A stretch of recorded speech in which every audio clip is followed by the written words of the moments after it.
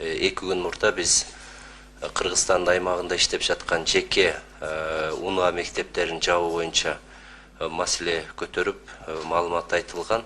Бүгүн ошонун тегерегинде көп талкуулар болуп атат. Эмне үчүн жеке УНА мектептери жабылып атат, кандай максатта жабылып атат, ошо боюнча бүгүн кененирээк түшүнүк берип коелу деп атабыз. Себеби бүгүнкү күндө жеке УНА мектептери айдоочулук күбөлүктү берүүдө толук айдоочуну даярдабай, практикадан өткөрбөй берип аткан учурлардын кесепетинен жол кырсыктары да катталып атат. Ошол себептен мындан ары мамлекет өзү окутуп, толук айдоочулук эрежени үйрөткөндөн кийин айдоочулук күбөлүк берүү боюнча даярдыктарды көрүп жатат. Андан тышкары бүгүн 2026 жылдын январь айынан тарта айдоочулук күбөлүктөрүнүн жаңы үлгүсүн берип баштайбыз. Ошол боюнча дагы маалымат берилет. Азыр бул реформаларды ишке ашырып жаткан президенттин иш башкармалыгы азыр сиздерге президенттин иш башкаруучусу Каныбек Тургунбекович кененирээк маалымат берет. Ушул түз эфирден пайдаланып суроолоруңуздар дагы биздин социалдык байланыш тармактарына жаза кетсеңиздер болот. Сөз сизде. Саламатсыңарбы, урматтуу көрүүчүлөр. Өзүңүздөргө белгилүү болгондой, мына биз 2 күн мурун пресс-конференция бергенбиз. Ушул водительское удостоверение боюнча жаңы паспорттун үлгүсү боюнча ошол жерде аябай көп талкуу болуп, суроолор көп келип атат. Ошол 14 ай эмне үчүн окуйбуз, 14 ай окуса кандай болот, 2,5 ай деле алып атабыз деп. Урматтуу көрүүчүлөр, мен сиздерге түшүндүрүп кетейин. Акыркы учурларда өзүңүздөр көрүп атасыздар. Бизде аябай көп жол кырсыктарынын катталуусун. Айдоочулук күбөлүктү алганда эч кимге жашыруун эмес. Бүгүнкү күндө мына ошол частный автошколалардын жетекчилери дагы угуп отурса керек. Биздин жаш жарандарыбызга айдоочулук күбөлүктү бергенде бүгүнкү күндө айдоочулук күбөлүктү алган бизге 1-2 жараныбыз айтып атат. Акча менен сатып алат. Бүгүнкү күндө УНА акча менен сатып алып, эч кандай илим албастан, билим албастан бүгүнкү күндө бардык нерсени ушул акча каражаты менен сатып алып, андан кийин 1-2 саат практика жүзүндө машиналар менен өтүп коюп, анан мына водительский праваны алып, көп жол кырсыктары катталып атат. Бүгүн учурдан пайдаланып мен айтып кетейин. Машинага отурганда автомобилге адамда илим, билим болбосо, кандай кылып туруп мына жаныңарга өзүңөрдүн үй бүлөңөрдү саласыңар, жакындарыңарды саласыздар. Мына ошол скорость менен баратып, канча деген кырсыктар бизде катталып атат. Эч кимге кепилдик эмес. Эртең мына ошол айдоочулук күбөлүктү сатып алган жарандарыбыз ошол келип, ошол жерде отурган ар бирибиздин бирөөбүзгө келип тийишине деген эч кандай кепилдик жок. Ошон үчүн биздин максатыбыз бүгүн мүмкүн жаман көрөсүздөр, бирок 1 жылдан кийин, 1-2 жылдан кийин көрөсүздөр, бизде бардыгы калыбына келет. Эч кандай маселе жок бүгүнкү күндө.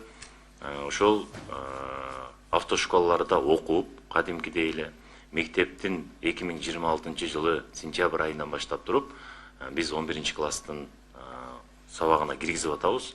Ал жерде окуп, түшүнүп, ар бир айдоочу знактарга чейин теорияны, андан сырткары практиканы 20 сааттан ашык кем эмес өтүп, кышкысын даярданып, жайкысын, түнкүсүн машинаны айдап, биз ошол квалификационный бүгүнкү күндө айдоочуларды чыгаралы деген максатта. Эми ошол жерден пайдаланып, мен сиздерден бир эле нерсени өтүнүп кетейин. Мына ошол айтып атпайбы, частный автошколаларга ажиотаж болуп атат, окуу көбүрөөк ушул жабылганча биз алып алалы деп. Эми ал жерден окуп алганда мен дагы бир жолу баса белгилеп кетейин. Бардыгыңыздарга белгилүү. Акча каражаты менен сатып алып, мындан ары ошол жеке автошколалардын ээлерине кайрылып кетейин. Андан кийин алганда Уна мамлекеттик ишканасына келип туруп, ошол жерде экзамендер тапшырып, айдоочулук көлүгү алынат. Ал жерден өтпөй калышыңар мүмкүн. Ошон үчүн өзүңөр бүгүнтөн баштап жакшылап ойлонуп, бүгүнкү күндө мамлекеттин саясаты, бүгүнкү күндө ушул келечек муундарыбызга биз жакшына кылып туруп бир шартты түзүп, мындан ары дагы илим менен, билим менен мына ушул айдоочулук көлүктү ала турган болушубуз керек. Ар бир жараныбыз 11 классты бүткөндөн кийин кесип тандайт. Юрист болобу, экономист болобу, инженер болобу, ошол юрист болуш үчүн дагы 5 жыл университетте окуйт. Окуп, илимди, билимди алып туруп, анан кийин өзүнүн ошол спеси менен иштеп баштайт. Бул дагы айдоочулук дагы ошондой. Азыр биз мурункудай шалакылыкка, бүгүнкү күндө коррупциялык схемаларга айдоочу ошол жеке автошколаларда акча менен сатып алуу деген мындан ары болбойт. Мындан ары мындай нерсеге биз жол бербейбиз. Кудай сактасын. Мен сиздерге дагы айтып атам. Мына азыр менин биринчи заместителим Бобик Салимжанович азыр бардыгын түшүндүрүп берет. Сиздерге ошол ар бир жараныбыз, бүгүнкү күндө ар бир жараныбыздын өмүрү бүгүнкү күндө биз үчүн аябай кымбат. Ошон үчүн биз ушул жолдо болгон кырсыктарды азайтуунун негизинде мына ушул кадамдарга барып жатабыз. Рахмат чоң, Каныбек Тургунбекович. Жалпы сөздү баштаардан мурда бүгүнкү күндө статистиканы бир ооз айтып коюшубуз керек. 2024 жылы жалпы 7423 жол кырсыгы катталыптыр Кыргызстан боюнча. Элестетсек эле 7423. Анчинен жалпысы каза болгондордун саны 514 адам каза болуп атат. 514 адам каза болуп атат. Эми буну бир жылга бөлгөндө күнүнө бир же эки адам өлүп атат деген сөз бул, күнүнө деген.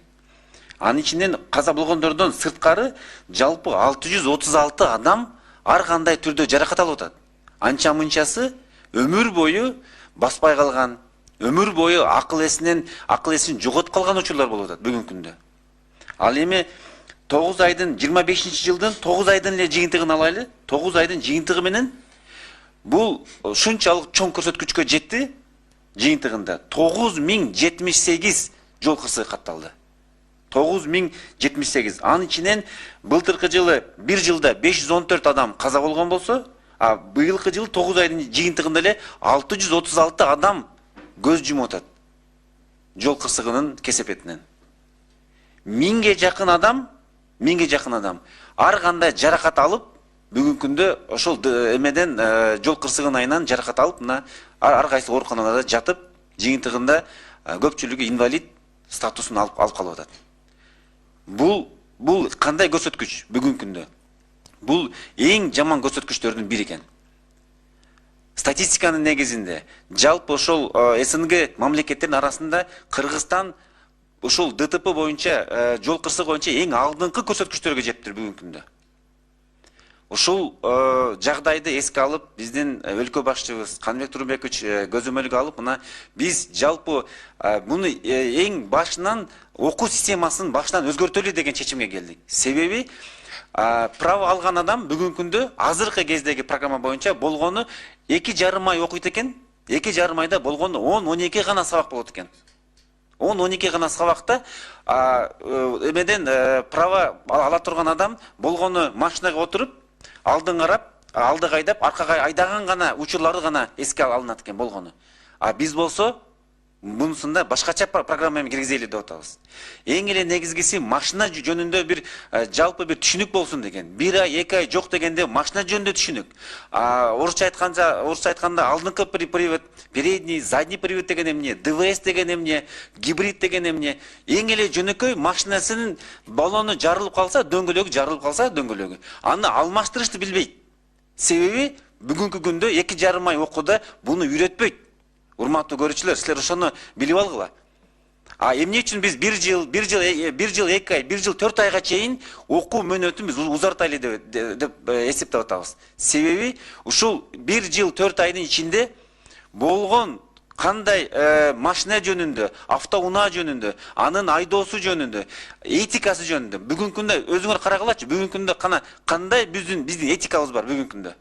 Эң элементарный ушул машинанын айдоонун этикасы жөнүндө сабак жок бүгүнкү күндө. Ошол сабакты киргизген дабыз. Себеби машина баратканда пробкада турсаң сөгүнөт. Алдыңан чыга койсо аркасынан кууп келип барып машинасын сөгүнөт, же урушат, же мушташ болот. Ошонун бардыгы мына бүгүнкү күндө айдоочулук этиканын жоктугуна байланыштуу болуп атат.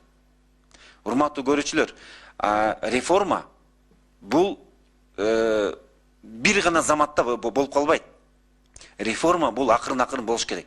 Мына ушул реформаны, унаадагы реформаны мына бүгүнтөн баштаган атабыз биз бүгүнкү күндө. Өзүңөргө белгилүү болсо керек анча-мынчасына. Мына бул жерде автомектептердин директорлору эмелери да болуш керек. Карап турат, анча-мынча окуялар болуп атат. Под ключ деген түшүнүк бар экен, Каныбек Турунбекович. Под ключ деген түшүнүк бар экен. Бул деген эмне? Сабакка келесиң, келбейсиң, бир орусча айтмакчы, энный сумманы акчаны берет экенсиң, сабакка келесиң, келбейсиң, аягына чейин окутуп, колуңа документти берип, вождениеден өттү деп, даже ошол тесттен дагы өткөрүп койгонго мүмкүнчүлүктөр бар экен. Эми түшүнүп турабыз. Мурункудай 10 жыл, 15 жыл дагы абал жок. Жакшы болду, мамлекет көзөмөлгө алып, бирдиктүү тест кылды, бирдиктүү окуу программасын кылды. Бирок бул дагы бүгүнкү күндө мына статистиканы карасаңыздар, жетишсиз болгондугуна байланыштуу президентибиздин тапшырмасы менен, Каныбек Турунбековичтин көзөмөлү менен мына жаңы реформага барайлы деп атабыз. Бүгүнкү күндө көпчүлүгү түшүнбөйт. Көпчүлүгү атайын кылышы мүмкүн. Мен күнөөлөбөйм, бирок көпчүлүк бүгүнкү күндө жалпы 345 лицензия бар экен. Жеке автомектептерди окутуу жөнүндө. Алардын албетте, алардын бүгүнкү күндө тапкан кирешеси азайып кетиши мүмкүн. Ошолор атайын орусча айтмакчы демпинговать этиши мүмкүн. Бирок биз өзүбүздүн калкыбызды ойлошубуз керек. Өзүбүздүн калкыбызга туура маселени коюп, жакшы сабактарды өтүп, качественный орусча айтмакчы сабактарды өтүп, келечекте бул деле бир күн, эки күндө, бир жыл, эки жылда болбойт. Бүгүнкү окутуп баштаган, этикага окуткан окуучуларыбыз праваны алып баштаганда бул дагы өзүнүн мөмөсүн бир жылда гана бере калбайт. Реформа акырын, может быть, 3 жыл, 5 жыл, 10 жылга чейин мына барганда бүгүнкү күнү окуп баштаган жаңы метод менен окуп баштаган 1 жыл, 1,5 жылга чейин окуп баштаган методдор менен гана биз кийинки эмеге поколенияга биз ошол жакшы сабактар менен калтырып кетишибиз керек. Биздин идеябыз, Каныбек Турунбекович колдоп баштап биз колдоп аткан идеябыз мына ушунун бүт бар ушундан. Мына өзүңөр карагыла, Европанын мисалын алдык. Өзүңөр карасаңар болот. Мына Финляндия, жанында Швеция, жанында Норвегия. Мына ушул Финляндия дүйнөдөгү билим берүү системасындагы эң биринчи орунда турган, мына системасында эң жакшы качественный билим бере турган мамлекеттердин Европада эң алдында экен. Себеби Министерство образования, ошо министр образования бүгүнкү күндө биринчи вице-премьердин деңгээлинде барат экен. Себеби билимге өтө катуу көңүл буруп аткан кербез бүгүнкү күндө. Мына былтыркы жылдын статистикасын карасаңар, 1 өлүм болуптур. Финляндияда 1 өлүм болуптур. Окуу системасы кандай? 1 жыл 2 айга чейин окуйт экен.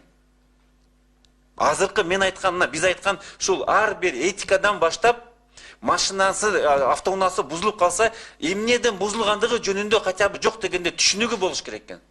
Бүгүнкү азыр 2,5 ай окуйт Каныбек Турунбекович. 2,5 ай окугандан кийин жолго чыгып дөңгөлөгү жарылып калсынчы, эмне кылышын билбейт Каныбек Турунбекович. Дөңгөлөгү жарылса, эмне кылыш керек экенин билбейт. Дөңгөлөк ключу барбы жокпу, аны билбейт. Биз мына реформанын негизинде Каныбек Турунбекович жаңы окуу системасын, жаңы методдор менен жаңы окуу системасын мына жаңы киргизип, реформаны баштоо алдында турабыз. Рахмат. Урматтуу көрүүчүлөр, мына аябай эң туура бүгүнкү күндө азыркы көйгөйлөр боюнча туура айтып кетти. Мен сиздерге бир эле нерсени айтып коеюн, учурдан пайдаланып, аябай көп суроо болду. Эски праваны алып, ушул эски праваны билесиздер, бессрочный правабыз бар. Бул биздин кошуна мамлекеттерде эле таанылбайт болгону биздин өзүбүздүн Кыргызстанда гана жүрөт. Аларды алмаштыруу системасы акысыз. эч кандай акча каражат төлөбөйсүңөр. Андан сырткары эч кандай экзамендер тапшырылбайт. 2026 жылы январь айынан баштап, Кудайым буйруса, келип алмаштырып кетсеңиздер болот. Эч кандай тоскоолдуксуз келесиздер, алмаштырып кетесиздер. Мурунку азыркы иштеп аткан колуңарда бар 10 жылдык права, ал иштей берет. Эч ким аны муктаждандырып сиздерди алмаштыргыла деп айтпайт. Срогу бүткөндөн кийин мына кайрадан алмаштырып, мына ошол жаңы праваны ала бересиздер. Эч кандай бүгүнкү күндө бул жөнүндө маселе жок. Мына ушул дагы бир жолу кайталап кетейин. Мурунку жаңы биринчи берилген бессрочный права боюнча, урматтуу көрүүчүлөр, эч кандай акысыз экзамен тапшырбай эле 2026 жылы 1 январдан баштап туруп келип алмаштырып кетсеңиздер болот, унага келип. Экинчиси, азыркы колдонуп жүргөн международный праваңар бүгүнкү күндө срогу бүткөнгө чейин, 10 жылдык мөөнөтү бүткөнгө чейин иштетсеңиздер болот. Андан кийин бүткөндөн кийин мына жаңы чыккан үлгүдөгү праваны алсаңыздар болот. Эми, урматтуу көрүүчүлөр, мен сиздерге дагы бир нерсеге токтолуп кетейин. Негизги максат бул жол эрежесин жаттап алуу эмес. Айдоочунун ой жүгүртүүсүн жана жоопкерчилигин биз калыптандыралы деп атабыз да. То есть бүгүнкү күндө коопсуз коргонуу айдоочу бул инструкторлор үйрөтөт, билесиздер. Эң биринчиси даярдоодо көпчүлүк башка мамлекетте, башка өлкөлөрдө билесиздер, теориялык даярдыктар болот. Минималдуу 20 сааттан 40 саатка чейин лекциялар өтөт. Биз ошолорду бүгүнкү күндө билип алсак, мына дагы бир жолу кайталап кетейин мен сиздерге. Кудай сактасын. Мына жакында кече күнү деле кырсык болду. Айылга бара жатып 5 осу кырсык болуп, ошолордун Куран окуусуна баратып, кайра келатып жаш балдар, классташтар, алар дагы мынакей каза болду.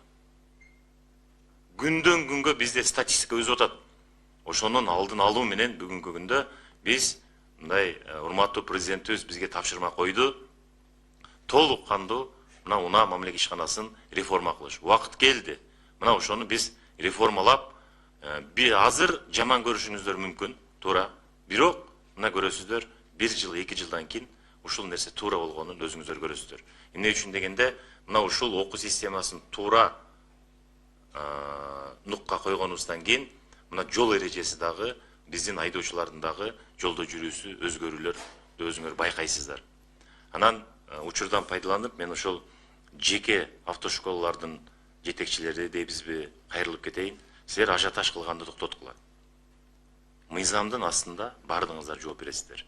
Бүгүнкү күндө ошол сиздер туура эмес окутуп, ошол коррупцияга малынып, ошол жерде акча каражатына илимди, билимди сатканыңар үчүн мына биздин мамлекетибизде мына ушул жол кыргыздардын пайда болушу ошо силердин аяңардан болуп атат бүгүнкү күндө.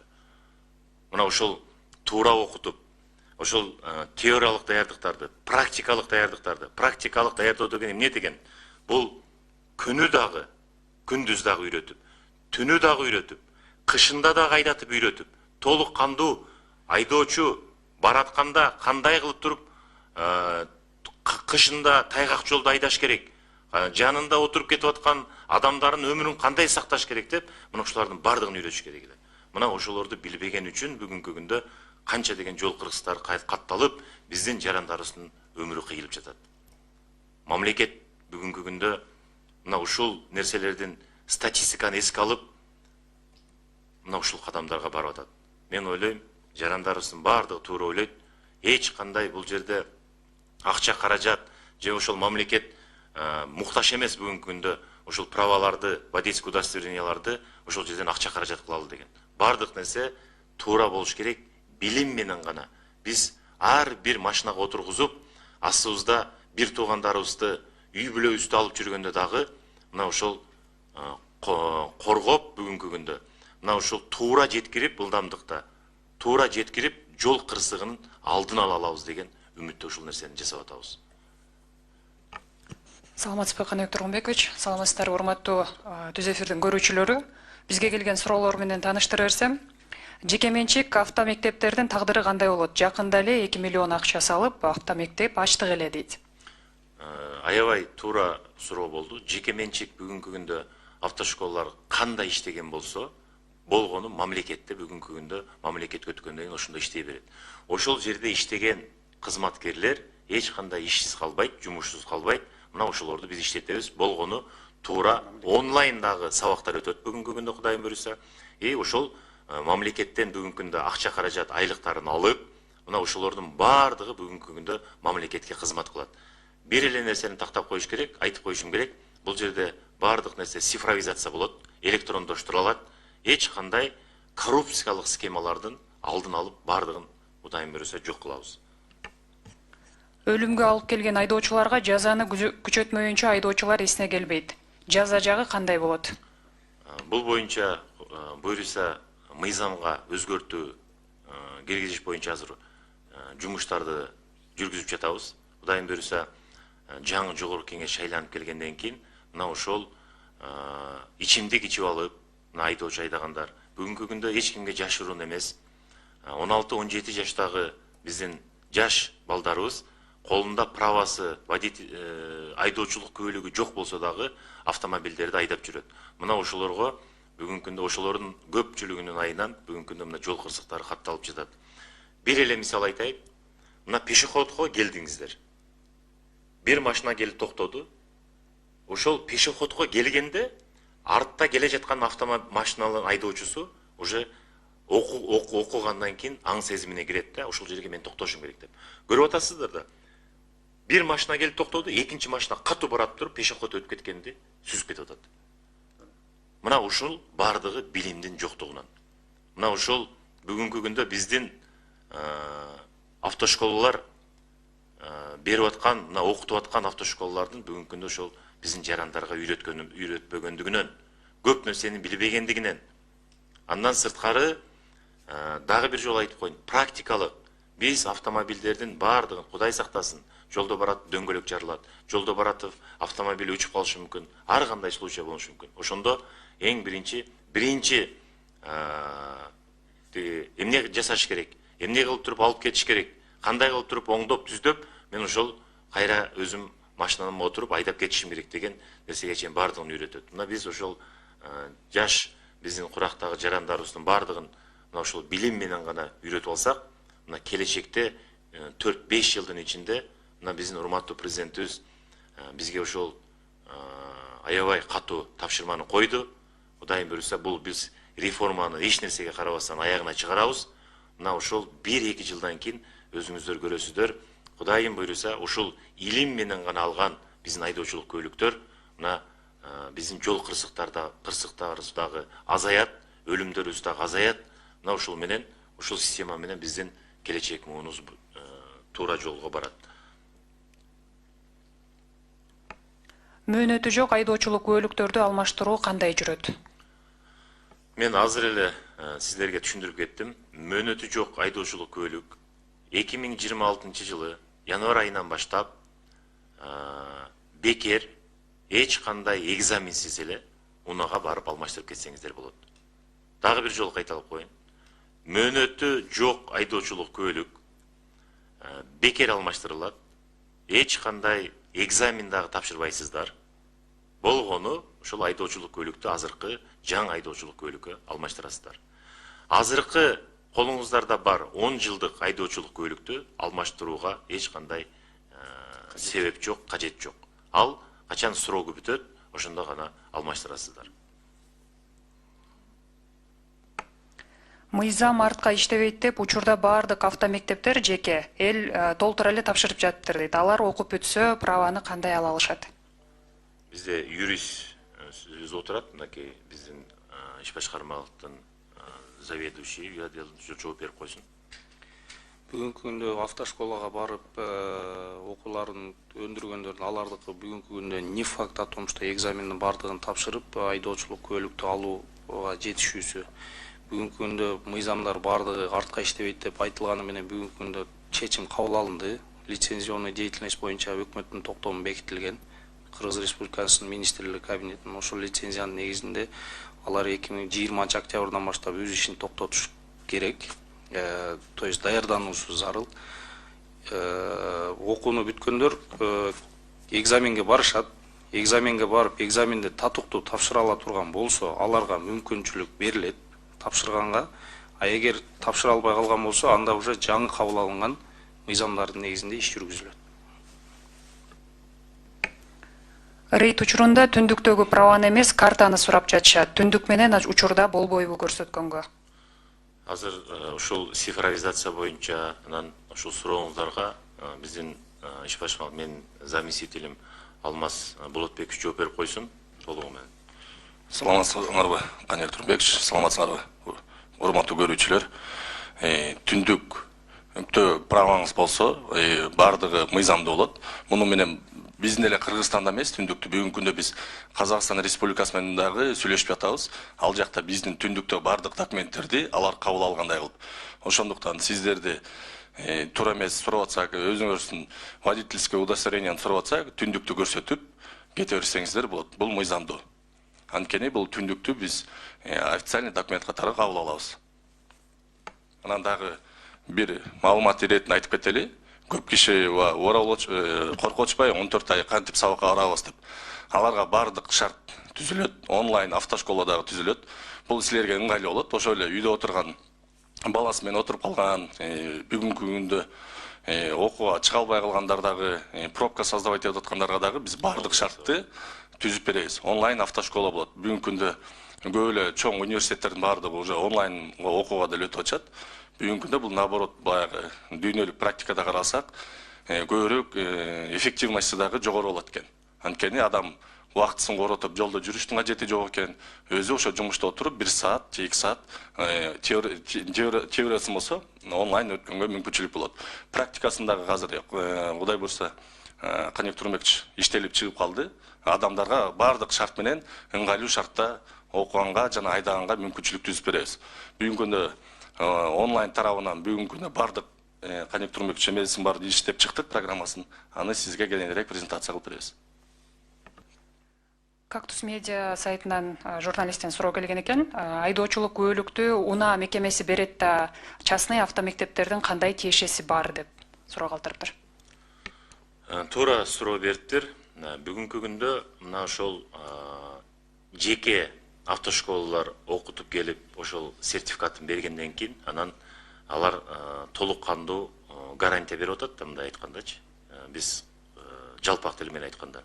Ошонун негизинде унаага келип, унаада экзаменден өтүп, практикасын өткөрүп, экзамен өткөндөн кийин гана бүгүнкү күндө водительский удостоверение берилип атат. Бирок булардын бүгүнкү күндөгү программасын карап көрүңүздөр. Программасын ошол частный автошколалар мен карап көрдүм. Ал жерде сен эч нерсе үйрөнбөйсүң бүгүнкү күндө. Болгону частный автомектептер бүгүнкү күндө мына автошколалар ошол жарандарыбызды туура окууга, туура айдоого үйрөтпөстөн эле акча каражат жасаганга үйрөнүп калды да. Анан эч кимге жашыруун эмес, туура айтасыз. Азыр мына мен биринчи орун басарым айтып кетти. Под ключ деп коюптур да. Ошол жеке автошколалар унаанын менен толук сүйлөшүп алган. Акча каражатты бересиздер. Акча каражатты бергенден кийин ошол толук кандуу экзаменге дагы киргизет. Ошол жерден бүт экзамен бүтөт. Андай болбойт. Бул мен үчүн керек эмес, урматтуу көрүүчүлөр. Биз алдын ала ушул кырсыктардан алдын алалы деп. Биздин урматтуу президентибиз аябай кейип, мына ушул жарандарыбыз канчасы өмүрү кыйылып атканга, мына бизге ушундай тапшырма койду, реформа кылыш. Убакыт келди бизге дагы. Мына ошол реформаны жасап койсок, бир сонун болуп, мына ошол окуп, ал жерде туура айтып кеттим, онлайн окусаңыздар болот. Бүт шарттарды түзүп беребиз. Эң негизгиси, мына биз этиканы, андан сырткары практиканы биз азыр шарттарды түзүп атабыз. Кышкысын дагы өткөрөбүз. Андан кийин окууну бүткөндөн кийин силер практиканы ашып кетсе 2 айда эле бүтөсүңөр толугу менен. Но эртең уже бүгүн алган ошол айдоочулук күбөлүңөрдү силер татыктуу аласыздар. Эч кандай бул жерде кыйынчылыгы жок. Болгону билим менен, мен дагы бир жолу сиздерге кайталап кетейин. Билим болбосо бүгүнкү күндө ар бир жерде биздин жасаган жумушубуз дагы мындай туруктуу болбойт. Эң биринчи билесиздер, баланы биз бала бакчага алып барабыз. Бала бакчадан школго, мектепке алып барабыз. Мектептен университетке беребиз. Ана университеттен кийин анан билимдүү адис болуп чыгат. Бул жөн эле айтып койгон сөз эмес. Кудайым буйруса, биз ушул жол кырсыктарын азайтайлы, жол кырсыктары кайталанбасын деген мааниде мына бул ушул иш чараны бүгүнкү күндө алдын ала алып, ушул нерселер болбосун деп мына ушул нерсеге баратабыз. Буйруса программабыз дайын. Ар бир кыйынчылык жок, эч кандай окуп, жакшына кылып туруп эле мына бүгүнкү алып атканыңыздарды да эле аласыздар. Болгону программа ал жерде бардыгы камтылган, толук кандуу. Бүгүнкү күндө сиздер ошол автомобилди жол эрежелерин кандай сакташ керек, трассада жүргөндө этиканы кандай сакташ керек, шаардын ичинде пешеходдорду кандай өткөрүш керек, бардыгын уже сиздер башыңыздарга кирип, мына ушулордун бардыгын үйрөтүп, мына Кудайым буйруса ошондо биз алдын ала көп нерсени алабыз. Ошондо кырсыктар да катталбайт. Биз кошуна мамлекеттердин астында дагы эң чоң көрсөткүчтө турабыз. Бүгүн өлүм боюнча мына ушул жол кырсыктары боюнча ушуну азайтышыбыз керек. Мына ошонун негизинде мына ушул нерсеге баратабыз. Буйруса бул реформадагы биз жасайбыз, артка жол жок, Кудайым буйруса. Мен ойлойм, дагы бир жолу кайталап айтып кетейин. Урматтуу жеке автошколдун жетекчилери, ошол жерден кызматкерлери, сиздер бүгүнкү күндөгү ажиотаж кылып, ал жерде жарандар мына эртең силер окуп алгыла, праваны алып калгыла, кийин 1 жыл 4 айдан кийин аласыңар деген нерсеге барбаңыздар. Силер окуткандан кийин деле биз практика жүзүндө азыр башка адистерди койдук азыр. Мурункудай болбойт. Жөн эле элдин канын соруп, ал жерде акча каражатын алып, эптеп эле ошол акча үчүн ошол сертификаттарын берип туруп жөнөтпөңүздөр. Мындан ары бардыгы мыйзам менен, мыйзам бардыгыбызга бирдей, мыйзам менен иш алып барылат. Мындан ары мамлекетибизде бардык, мына өзүңүздөр билесиздер, бардык мамлекеттик иш тармактарда мыйзам менен гана жумуштар жүргүзүлөт. Кийинки сурообуз, окуу программасында, мектептин окуу программасында окуп баштагандар менен чоңдордун айырмасы кандай болот жана баасы? Баасы бирдей эле, эч кандай айырма деле жок. Чоңдор онлайндагы окууларын улантса болот. Айтып атпайбызбы? Биз мына жакынкы күндөрдү окуу концепциясы менен сиздерди тааныштырабыз. Эч кандай маселе жок. Үйдө отуруп онлайн сабак алса болот. Толук кандуу бүт үйрөнөсүздөр. Мектепте биз мектепке киргизип аткан себеби мына ошол мектепте окуп аткан биздин окуучуларыбызга мындай культурасындагы, бардык практикасындагы ошол жерден дагы көп нерсени үйрөнүп, акыры мектепте предмет атайын предмет катары киргизип атпайбызбы буну. Ошон үчүн көп нерсени үйрөнүп аласыздар. А чоңдор үйдө отурган чоң эле тура ал жер мектепке барбайт да. Онлайн автошколлорго барып окуйт. Бүгүнкү күндө иштеп келаткан эле мына ошол автошколларда окуу системасын гана өзгөртөбүз буюрса. Окуу системасынын акчасы азыркыдан кымбаттайбы же арзан эле болобу дейт? Эч кандай бул жерде бир нерсе кымбат деген нерсе болбойт. Ошол сиздер окуп аткан бүгүнкү күндө мамлекеттин өзүнүн тарифи бар. Ошол тарифти да коюлат. Ал акчалар эмне кылат? Аны мамлекет албайт. Ал жерде ошол окутуп аткан биздин мугалимдерибиз бар, алардын айлык акысы бар. Ал жерде үйрөтүп аткан биздин практикалык конструкторлор бар, алардын айлык акысы. Мына силер ойлогондой мамлекет акча каражат жасайлы деген ою жок да. Мамлекет наоборот, мүмкүн аны дагы түшүрүп, ошол коррупциялык жолго барбасын деп, ал элге наоборот биз шартты түзүп беребиз. Айдоочулук күбөлүктөрдү онлайн аркылуу эле түндүктөн алмаштырсак болобу? Жооп берип коеюн. Канек Турмбекович, бул боюнча өткөндө тапшырма койгонбуз. Онлайн паспортту азыр алмаштыруу системасын киргизбедик бит сондорго. Праваны дагы азыр онлайн машиналарды перерегистрацияга өткөрүп атпайбызбы? Кудай буйруса бүтүп калды энд баасы. НПА бүтөр менен күбөлүктү дагы иштеп чыгабыз. Мындай да, урматтуу телекөрүүчүлөр, эч бүгүнкү күндө биз общегражданский паспорттарды билесиздер, онлайн түрүндө эле берип атабыз. Азыр искусственный интеллект толық қанды уже іштеп қалды. Ешқандай біріншісінде кішкене сбойлер болған 2024 жыл декабрда. Азыр ешқандай мәселе жоқ. Мына онлайн паспорт алғандардың дағы саны күннен күнге өсіп жатады. Праваныкы бойынша вообще айдоочулук көлүктү боюнча вообще маселе жок. Мен азыр тапшырма койгом. Биз бардыгыбыз мына биздин урматтуу президентибиздин тапшырмасына ылайык Кыргызстан толугу менен цифровизацияга өтөт. Биз акыркы 9 айда болуп көрбөгөндөй жумуштар жасалды. Электрондук түрдө.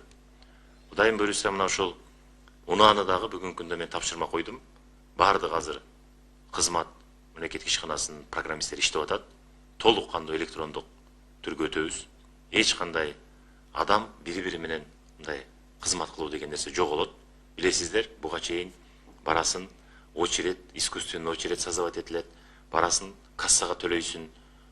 Бардык нерсе бүгүнкү күндө мына ошол безналичный расчет менен болот. Үйдө отуруп туруп бүтүрө турган сиздерге ошол мүмкүнчүлүктөрдү, шарттарды түзүп берели деген максатта. Анан праваны алмаштырганда дагы, мисалы үчүн праваны алгандагы үйдө отуруп туруп алганга мүмкүнчүлүк бар. Азыр ал дагы мына жакын арада эле бизде программа дайын. Азыр доработка кылышып атат балдар. Азыр мына жакынкы күндөрү мен сиздерге ошол презентация кылып туруп кандай кылып алганга толук көрсөтүп берет. Андан сырткары автомобилдерди дагы сатып атканда онлайн түрүндө, электрондук түрдө бири-бириңер менен сүйлөшүп эле алсаңыздар болот. Азыр ал жерде мен айтып кеткендей очередтерди көрүп атасыздар. Очередтер азына онлайн очередке турду. Уже азайып баратат. Андан кийин автомобилдерди сатып алып атканда дагы бири-бириңер менен ошол түндүк аркылуу эле сатып алсаңыздар болот. Ал жерге ийгиликтүү акнолор турат. Барганда тек паспорт менен эле номерди алып чыгып кеткенге мүмкүнчүлүк түзүлөт. То есть жарандарыбызга бири азыркы мына көрүп атасыз шартта алыс жерде турган болсо, мына ошол түндүк аркылуу эле бардык нерсени бүтүргөнгө шарт түзүлөт. Мен учурда жеке автомектепте окуп жатам. Декабрда бүтөт дейт окуум. Андан кийин эгер экзаменден өтпөй калсам, анда мен кайра 14 ай окуума туура келеби? Жок. Сиз экзаменден өтпөй калсаңыз кайра 14 ай биз азыркы программа боюнча сиздин окуп келген программаңыз боюнча биз карап көрөбүз. Биздин азыркы даярдалган адистерибиз бардыгын сизди боюнча текшерип чыгат. Андан кийин экзаменге киресиз. Экзаменде бүгүнкү күндө мен ушу практика экзаменин айтып коеюн сиздерге. Оңой мурункудай акча берип же бир тааныш билиш кылып туруп ала алам дегенден ойдон уже алыс болушубуз керек. Ал жерде эми мурункулардын бардыгы жок бүгүнкү күндө. Азыр бүгүнкү күндө биздин күчтүү конструктор адистерибиз мына сен өзүң билимиңе жараша кандай кылып тапшырган болсоң өтөсүн. Тапшыра албасаң тилекке каршы анда экзаменге өтпөйсүн. Биз ар бир бүгүнкү күндө мына баштадык. Адам баласы мына ушул окугандан кийин эң негизгиси башында болуш керек. Но башка мээге киргизиш керек. Ар бир мына ушул даже ошол этикадан баштап туруп практика жүзүндагы ошондо эң туура болот деп эсептейм. Бүгүнкү күндө сиздин билимиңиз ошолго татыктуу болгон болсо, сиз өзүңүзгө ишенсеңиз, мен ойлойм эч кандай кыйынчылыгы жок. Бул экзаменди тапшырып өтөсүз. Анан айдоочулук куәлигиңизди аласыз. Кыргызстанда ал тургай Бишкекте деле практикалык экзамен тапшырчу автодром жок дейт. Унаанын жанындагы автодром дагы өтө начар абалда. Булардын шарттары кандай болот? Жана экзамен тапшыруу үчүн унаада автомат автоунаалары да жетишсиз дейт. Унаалардын шарттары кандай болот? Эң туура суроо берипсиз. Бүгүнкү күндө сиз жакында көрбөй калдыңыз окшойт. Мен бир жума мурун Унаа мамлекеттик ишканасына биз барганбыз. Азыр 10 гектардан ашык жерди алдык. 14 ноябрь күнү 14 ноябрь күнү биз капсуласын салабыз. Ошол жерге эң биринчи автодромдорду бүтүрөбүз. Азыр 1-2 айдын ичинде бардык шарттары менен Кудайым буйрса сиз эмки жылдын март айына көрүп каласыз. Бүгүнкү күнгө чейин 30 жыл аралыгында мына ошол Унаа мамлекеттик ишканасынын эч кандай өзүнүн жеке зданиясы болбоптур, эч кандай өзүнүн автодромдору болбоптур. Ошол азыркы учурда аюунун бир стоянкасында эле бүгүнкү күндө өткөрүп жүрүшөт экен да. Азыр сиз айткандай бүт автоматташтырылган бардык нерсе автомат автоунааларында дагы заказ берилип атабыз. Бардыгын алып келип, эми чет жерлерде, Европада кандай болгон болсо, биздин Кыргызстаныбызда дагы мына ушул шарттарды түзөбүз жакында. Бардык суроолор эле окшош келе баштады. Акыркы суроолордон берейин. 1 жылдан ашык окуса канча саат теориялык сабактар жана канча саат практикалык сабактар болот? Эң туура суроо болду. Буюрса, мен азыр эле сиздерге айтып кеткендей, программа Министерства образования менен буюрса бекитилип атат азыр. Жакынкы күндөрү мына ушул айда сиздерге дагы ушул түз эфир аркылуу же пресс-конференция аркылуу ушул багытты, ушул окуу процессин, окуу платформасын сиздерге биз жарыялайбыз. Ошондо туура айтып атасыз, теорияны көбүрөөк окутулат, практика канча окутулат, ошолордун бардыгын мына жакынкы күндөрү бизде уже концепция даяр болот, ошондо сиздерге биз жарыя кылабыз. Анда бүгүнкү түз эфир жыйынтыктай берели. Урматтуу көрүүчүлөр, урматтуу массалык маалымат каражатынын өкүлдөрү, бүгүнкү биздин ошол сиздерге кайрылып коюубузду биз туура көрдүк. Эмне үчүн дегенде, дагы бир жолу кайталап кетейин. Урматтуу көрүүчүлөр, мен ойлойм, сиздер туура түшүнөсүздөр деп, акыркы жылдары чынын айтышыбыз керек, Кыргызстанда ошол жол кырсыктарын катталып, канча деген биздин жаш өмүрлөр, канча деген жаштарыбыздын өмүрлөрү, канча деген биздин эжелерибиз, аталарыбыз, энелерибиздин өмүрү кыйылып кетти. Биз ушул нерсени мына туура түшүнүп, туура ар бир нерсени, окуу процессин, туура теорияны, практиканы, этиканы туура окуп, бүгүнкү күндө билим менен гана ушул айдоочулук көлүктү ала турган болсок, эртең биз жолдо жүргөндө дагы бир жолу айтып кетейин, жаныңарда алып бараткан үй бүлөңөр, балдарыңар, ата-энелериңер болот. Мына ошондо ойлонуп, жол эрежесин сактап, мына биз ушул ар бир жараныбыздын өмүрүн сактап калат деген ишеним бар. Рахмат.